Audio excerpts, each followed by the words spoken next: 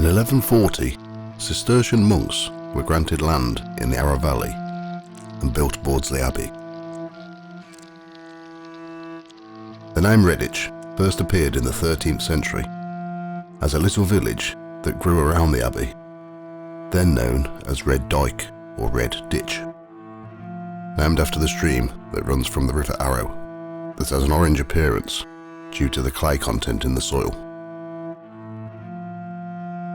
Parts of Redditch, such as Ipsley and Beeley, are much older Anglo-Saxon settlements, with Roman and Celtic archaeology, and the Roman road Icknield Street, which runs through both Ipsley and Beeley.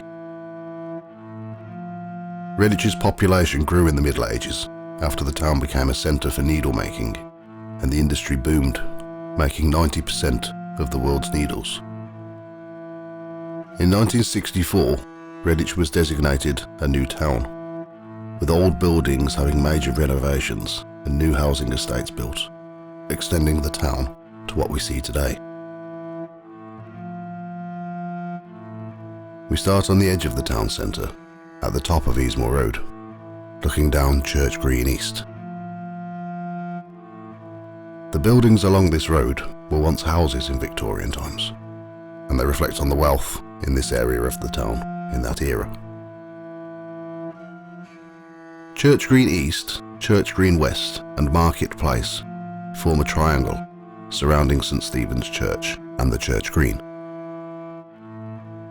These roads may be medieval in origin and could have been used as trading points. As you look down Church Green East, the buildings are on the left, and the Church Green is on the right, which includes the Victorian bandstand and water fountain. The third building along is number 5 Church Green East, which was built around 1855 and was occupied by a family with servants. Over the years, it has been an insurance broker's, photography studio, solicitors, a dentist's, and was even used as a brothel in the 1990 film The Widowmaker, starring David Morrissey from The Walking Dead fame. In 2013, it opened up as a bistro, and the top floor became a music school.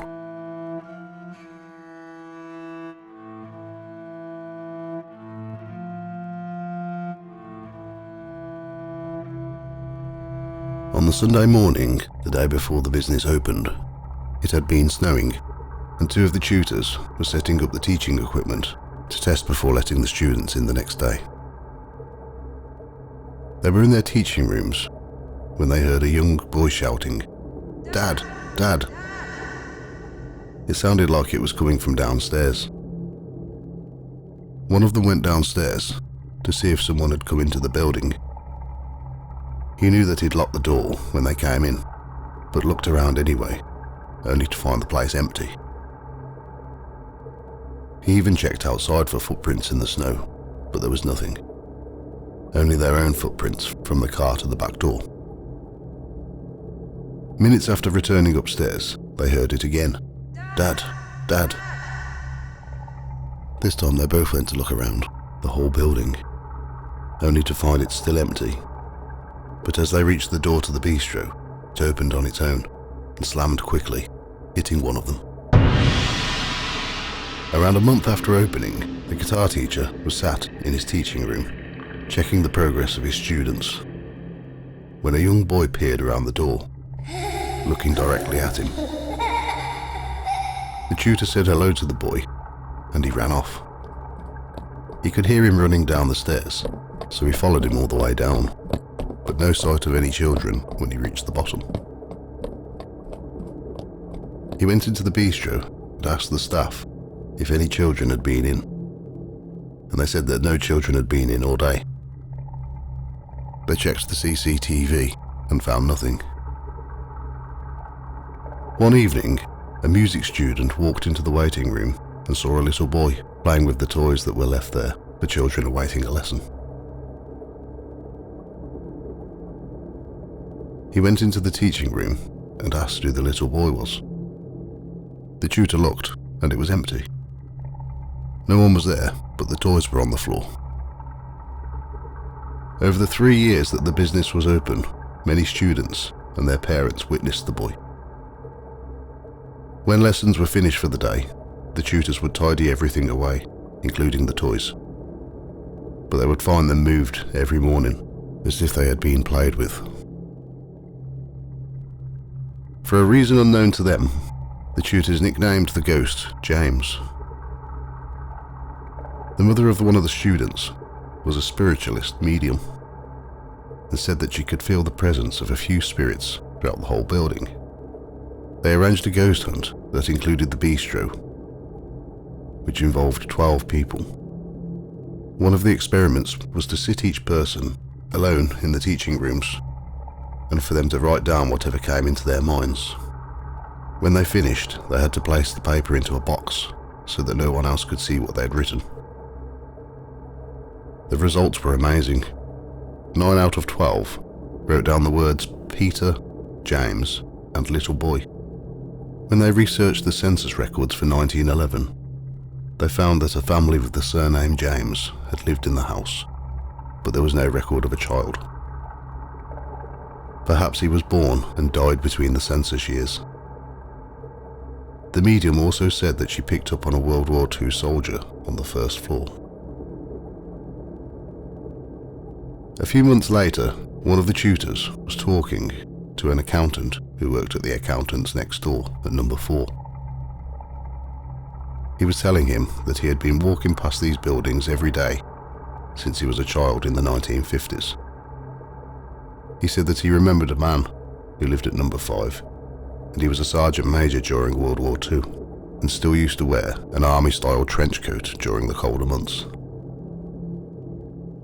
A few evenings each week, the guitar tutor's wife would work in the bistro, and he would stay behind and wait for her after his lessons. One night, around 9 o'clock, a couple in their 30s came in. They ordered a drink, and the man asked where the toilets were. He was told to go up the stairs and take a left. Minutes later, he came running down the stairs, screaming and panicking. He went into the bistro looking terrified. He said that he was about to walk down the stairs, and he saw a man in the doorway of the function room, which is on the first floor. He described him as tall, broad shoulders, and looked like he was wearing a military uniform.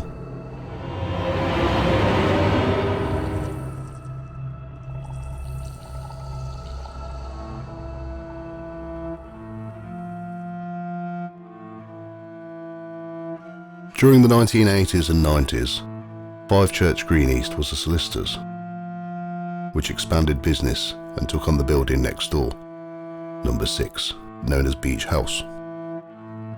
Beach House is one of the most noticeable properties in the town centre. It was built in 1854 and was owned by the Warren family. Previous to living in this house, they lived on Fish Hill, now known as Prospect Hill, about 50 metres away. Tragedy hit the household when the cook, Mary Evans, gave birth and disposed of the infant in the furnace in the cellar. She had managed to keep the pregnancy hidden from the family in fear of losing her job. Joseph Warren, the head of the family, founded the Eagle Works, who manufactured needles, whose premises may have been behind Beach House. Joseph died in 1879, leaving the company and the house to his family. The house was occupied by the family until Joseph's 2 unmarried daughters died in 1925 and 1931. Over the years, many people have witnessed a lady wearing a white dress looking out of various windows of the property. She has also been seen wandering around the bandstand and the water fountain, both on the church green opposite the house. When the property was a solicitor's, many of the staff reported seeing a lady in a white dress, standing or walking on the staircase. Locals say that the last of the Warren sisters hung herself in one of the rooms upstairs, as she couldn't cope on her own after losing her sister. Staff had also said that they could hear crying coming from upstairs on regular occasions. A solicitor who worked there reported many paranormal incidents. One night when she was locking up, she put the key into the door and something pulled the door back and shook it very violently, stopping her from locking it. She had to wait 20 minutes to gain the courage to try and lock it again. Another time she was carrying some heavy files up the stairs, and the weight of them went as if someone else was helping her. They kept the cellar as a strong room, a place where important files and items of value would be kept safe. She would often find that files would be moved around and the lights would flicker, with a feeling that someone was in the room watching.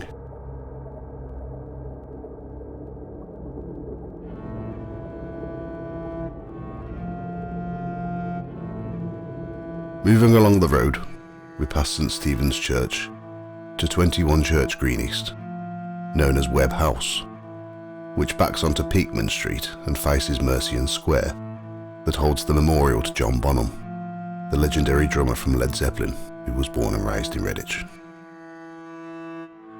Webb House dates from 1774 and was owned by a Mr. Peakman, who had a wire drawing business for the manufacturing of needles.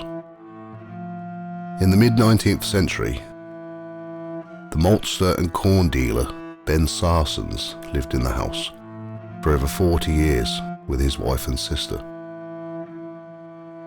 When he died in 1887, another Redditch businessman, William Webb, saw the potential in the house and premises and planned to move his bakery and confectionery business from another area of the town. He moved in with his wife and young family in midsummer of that year. Tragically, he died soon afterwards, and his brother Thomas took over the business.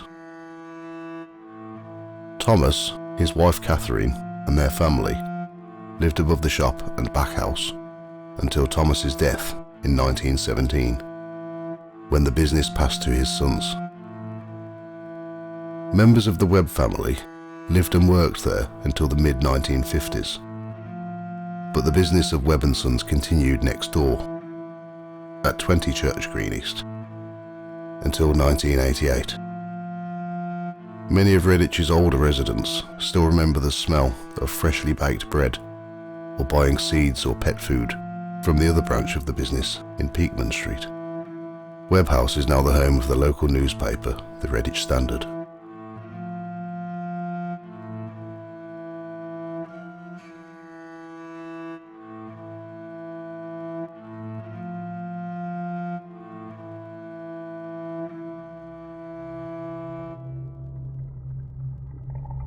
A worker for the Redditch Standard said that they had an experience they'll never forget.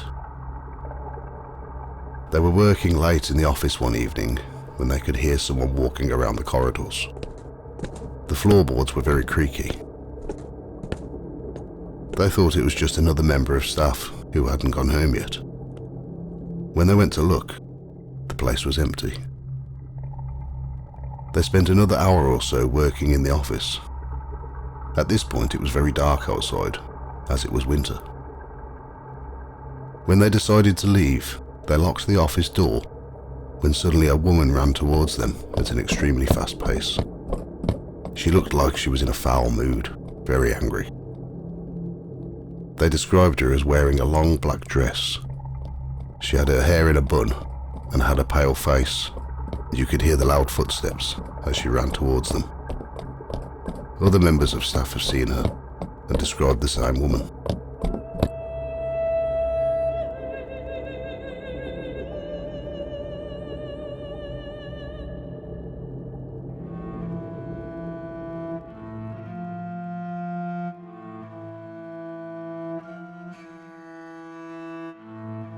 Turning to the left of Church Green East, we now go on to Peakman Street.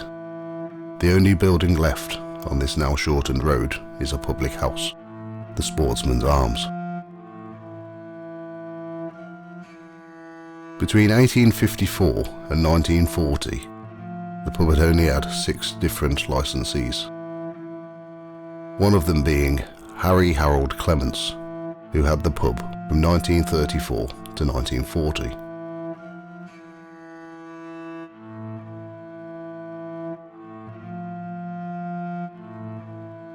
Many of the staff and customers have witnessed a ghost believed to be Harry Clements.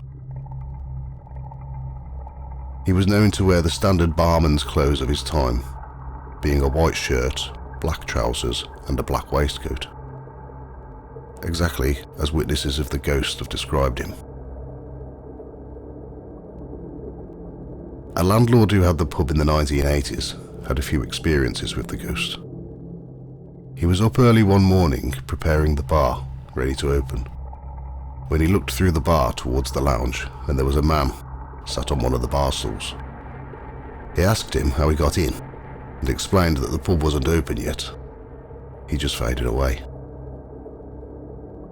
One night he had a stop back, a few drinks with a few of the locals after the pub had shut. They were having a quiet drink when he noticed that someone was standing beyond the bar hatch. He walked around the bar to see who was there, and there was a man in a black waistcoat walking towards him. He suddenly vanished. He saw the same man on another occasion walking down the stairs.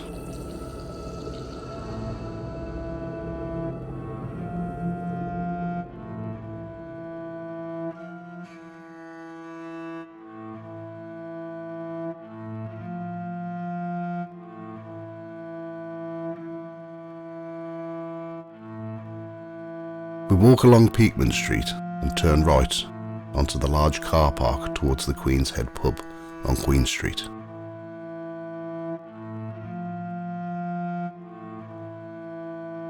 The Queen's Head was originally a hotel and free house.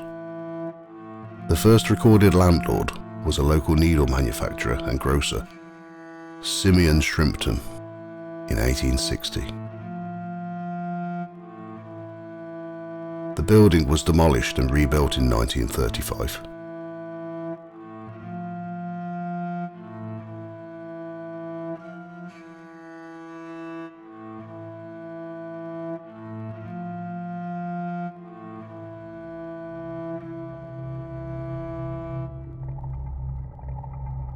Many workers and customers have seen and heard many strange things.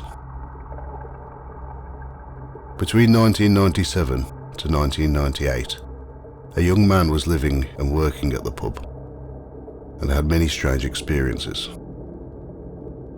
Often he would see a man in the cellar that always smelled like cigars. The gas going to the beer would turn off when he was around. In one of the bedrooms he saw 3 children sat in the corner by the door playing a game, maybe marbles. An old lady wearing a long black dress opened the door, as if she was checking in on the children.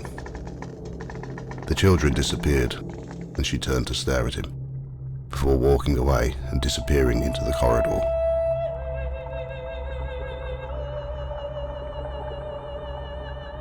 After hours one night, he was sat in the kitchen with the assistant manager when they heard what sounded like a riot going on downstairs in the pub.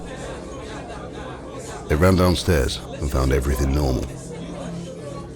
A local legend tells of a huge fight that happened in the pub years ago. Maybe it is this fight that is being played out. In 2005, a couple who had the pub had a very similar experience. One night, the landlord was asleep. He was startled awake by his dog, who was barking and growling aggressively. He tried to get up, but as he tried to move, something unseen was holding him down to the bed. The door slammed shut, trapping the dog and himself in the room. After a little while, he managed to prise the door open, and he ran along the hallway in fear, when suddenly the door in front of him slammed shut. He was so startled that he stayed outside in the garden until the morning. He would also see a man in the cellar who he nicknamed George. George was often seen standing at the top of the barrel ramp in the cellar, usually when changing a barrel. He is described as average height, thick-set and tough-looking. After a bit of research, he found that a previous landlord, George Henry Glover, who was a heavyweight boxer, had the pub from 1921 to 1928. He had also witnessed an old Victorian lady in a long black dress who would be seen in the kitchen on a regular basis.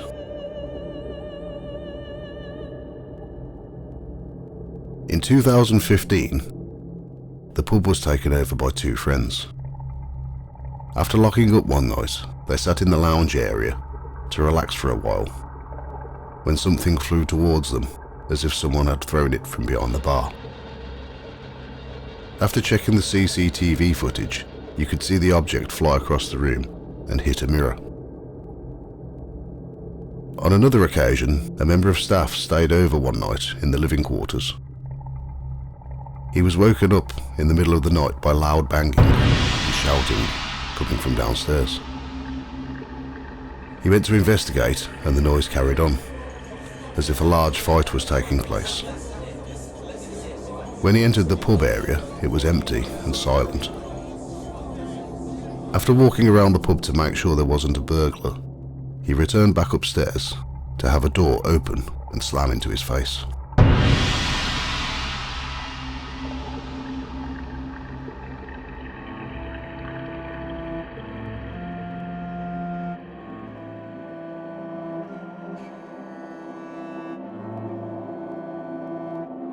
Leaving the Queen's Head, we head towards Grove Street and right onto Ulster Street to the Palace Theatre. The Palace Theatre was built in 1913, originally as a theatre. It has also been a cinema, roller skating ring, bingo hall and a dance hall. It opened exclusively as a theatre in 1971 with an extension to the foyer. In 1976, a former needle factory at the rear of the theatre was converted into dressing rooms.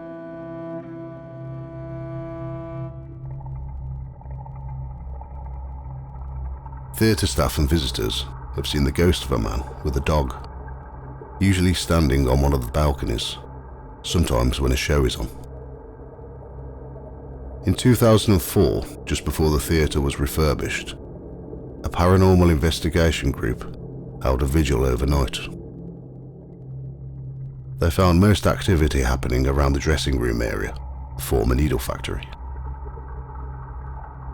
They reported loud banging coming from behind the fire exit door, and when they approached the door, a little boy appeared and ran through it.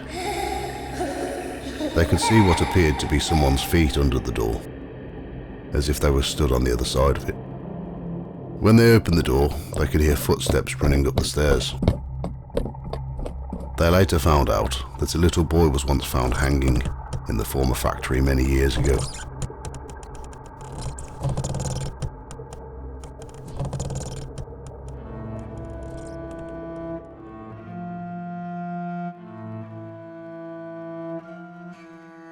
We follow the path past the church and along Market Place, where we now turn left onto Evesham Walk. Years ago, before the Kingfisher Shopping Centre was built, this road went straight through the town and boasted many shops and pubs. One of those pubs was the Talbot Hotel. A man in a brown suit and wearing a brown trilby hat had been seen many times over the years. He is believed to be the ghost of a previous landlord. We enter the main entrance to the Kingfisher Shopping Centre. The shopping centre was built in the 1970s, over the old roads of Redditch. Some of the modern frontages of the shops still have Victorian foundations and cellars. We cross Worcester Square and carry on along Evesham Walk. One of the units on the left was once a travel agent's and was subject to paranormal activity that was experienced by two cleaners early one morning in 2001. The cleaners used to work separately, one cleaning the shop area and the other would clean downstairs in the staff area. The cupboard which contained the cleaning equipment was downstairs. When one of the cleaners entered the cupboard, the door slammed and they were trapped inside like the door had been locked. She heard footsteps running away from the cupboard. She knew it wasn't the other cleaner as she was upstairs. She shouted and banged the door to try and gain the other cleaner's attention, but with no avail. After an hour, the cleaner who was working upstairs went to the cleaning cupboard and finally let her out. The door had been locked. After sitting down with a cup of tea to help calm down, she explained what had happened. As they were discussing it, a man in a black suit walked past them and disappeared into the cupboard.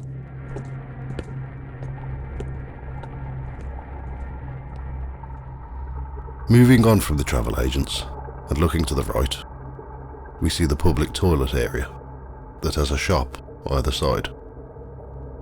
During the 1980s and 90s, a lot of paranormal happenings were documented, some even by the police. To help make way for the shopping centre, the local congregational church had to be demolished and its graveyard had to be relocated. This stood in this area of the town. In the 1980s, the shop on the left was a mother and baby shop. Staff reported seeing a dark hooded figure, looking like a monk, which would pass through the shop on a regular basis. Objects would be moved from one side of the shop to the other. The shop on the right was once an electrical hire store. They had very similar experiences, and TVs and radios would turn on or off on their own.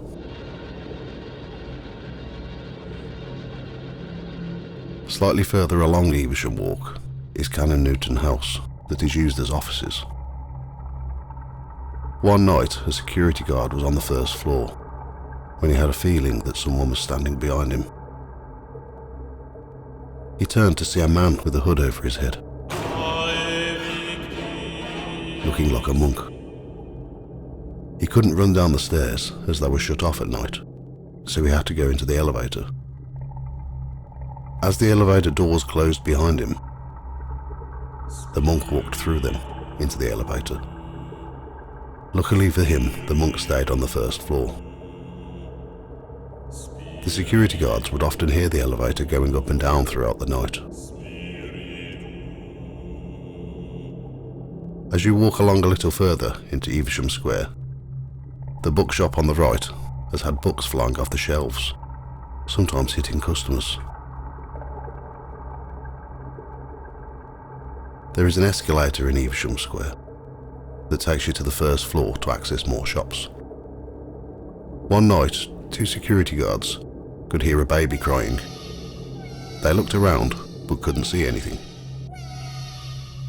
When they were on the ground floor, it sounded like it was coming from the first floor, and when they were on the first floor, it sounded like it was coming from the ground floor. They called the police, who came out and conducted a thorough search, but they found nothing. But they also heard the sound of the baby crying. In the 1980s, there was a circular seated area in Evesham Square. Two teenage girls were sitting down when a man approached them and gave them a letter and asked if they could help him. The man disappeared. They took the letter home to the father of one of the girls. He read the letter, and it was from a prisoner from the local Hall Grange prison. He had written that he was depressed and was threatening to commit suicide. The girl's dad phoned the prison to inquire about the prisoner, but they wouldn't give him any information. A week later, when he was reading an article in the local newspaper, the headline on one page was about a prisoner in Hall Grange who was found hanging in his cell. It was the same name as the man in the letter.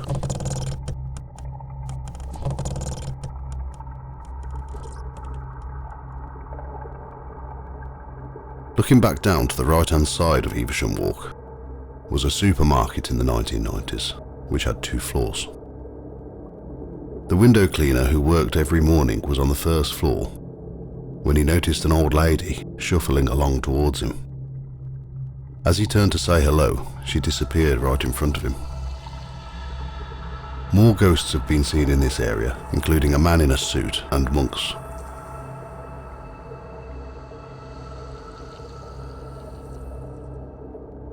Walking back down Evesham Walk, we'll now turn left onto Kingfisher Walk and onto Kingfisher Square.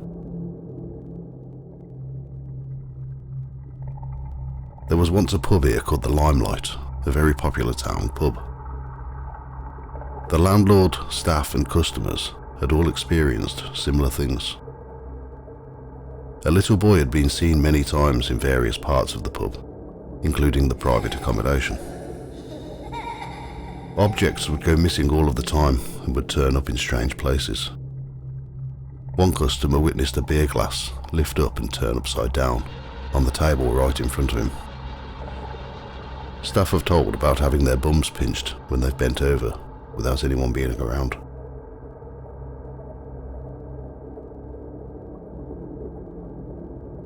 Leaving the shopping centre, we turn left to Unicorn Hill.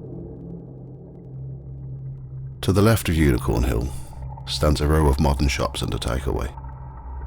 There is an emblem of a unicorn on the end of the first building. This is where the Unicorn pub once stood. Unicorn Hill was named after the Unicorn Inn, which was one of the more notable public houses in the town during the 19th century. In the 1950s, a young boy was with his mother, visiting the Unicorn, to see her father, who was working at the pub. He was sitting with his mother in the front yard, and asked her what the iron ring attached to the large slab was for. She told him to ask his grandfather. He asked his granddad, and he told him it was to help with pulling barrels from the wagons and lowering them into the cellar. A few years later, when extensive renovations were taking place, the slab was moved to reveal an old staircase and a tunnel that led towards St. Stephen's Church.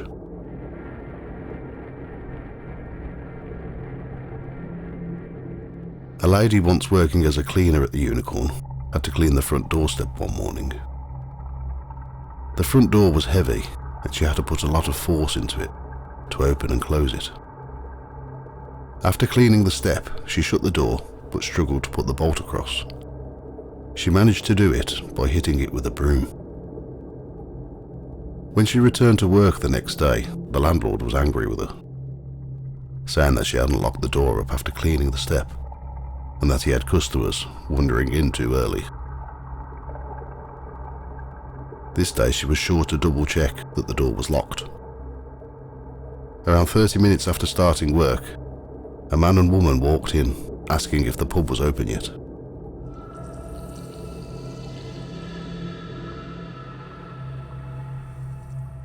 Crossing the road now brings you onto Bates Hill. In between Bates Hill and at the back Adelaide Street once stood Apollo, an electrical goods shop. A man was once working in the warehouse and he noticed someone in a blue uniform from a distance. He thought it was the gas fitter who worked for the company. But later that day, he found out he wasn't at work. Other people have seen the apparition too. On Adelaide Street stands St. Stephen's Surgery. A blue nun and a soldier have both been witnessed standing outside the surgery on separate occasions.